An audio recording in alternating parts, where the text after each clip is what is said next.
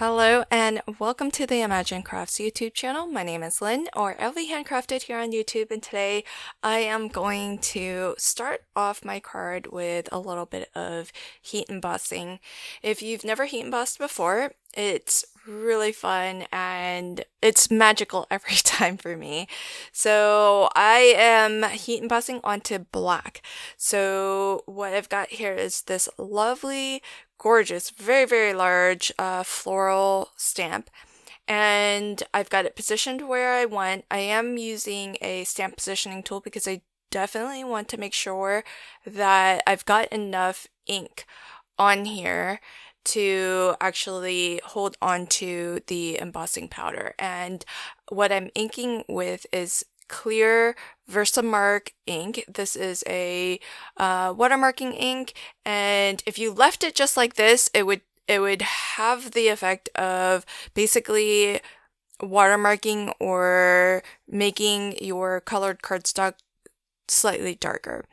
But why it's perfect for heat embossing is because it's actually a very sticky ink.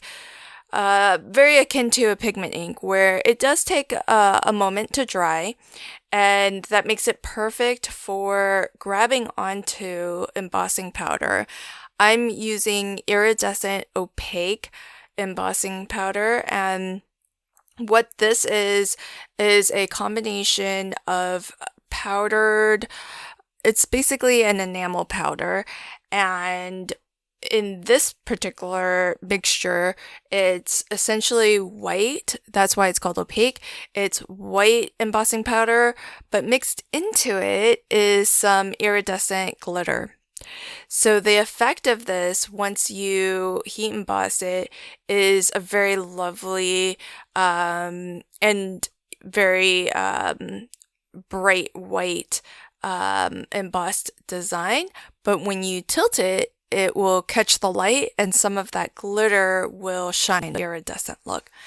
I did do my actual heating off camera, and so you didn't see that, but essentially what I did was, using my heat gun, I heated the powdered design, and what that does is actually melt the embossing powder, and it melts that enamel so that all of your glitter is encapsulated, and you have this really lovely kind of a glossy and a bit raised design. And what's great about it is that because I did use, because iridescent, the emboss powder does come in iridescent and iridescent opaque, and with just the regular iridescent, the base enamel powder of that is clear.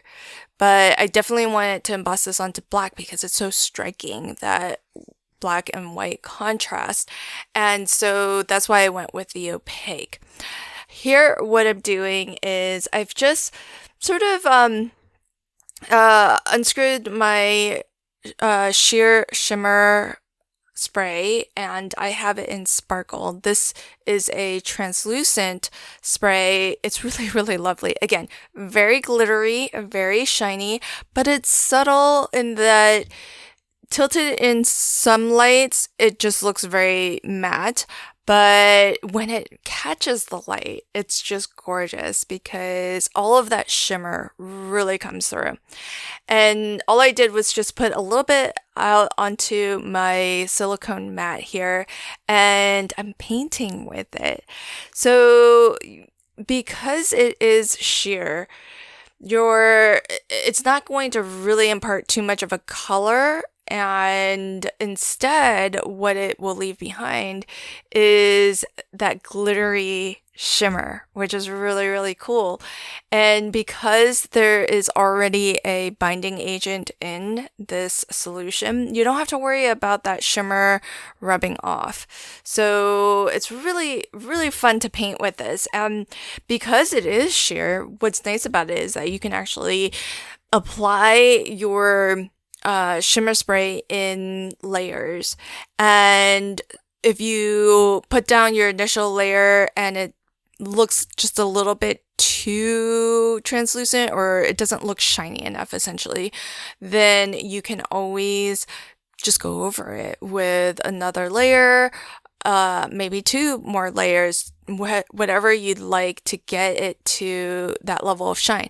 So by going in with a second layer, I can almost create some shadows and some highlights even, because the areas that only have, say, 1 layer of the shimmer spray looks a little bit darker because more of the black is showing through.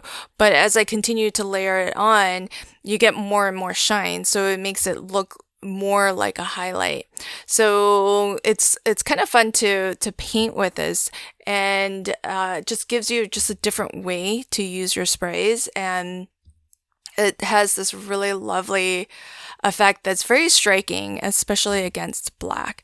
So I'm gonna keep my card really, really simple, because when I do techniques like these, I do like to just let them shine, and I don't want to add too much color. I don't want to add too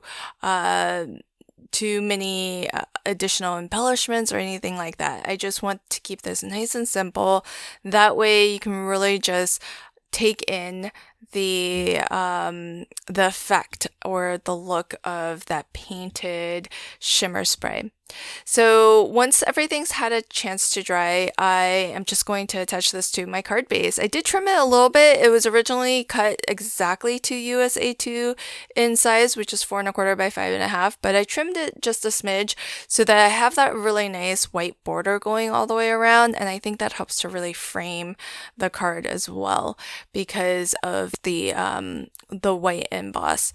So here's a final look at my card up close, and it's hard to really show the how shiny and shimmery it is, but hopefully as I tilt it, you can kind of catch it looking kind of different in different lights, because that shimmer really catches the light in different ways. And so sometimes it really lights up, sometimes it looks a little bit kind of underwhelming, and that's part of the fun of the shimmer spray. It just kind of begs to be tilted and explored a bit. I hope that you enjoyed this video, and until next time, happy crafting and have a fabulous day. Thanks. Bye.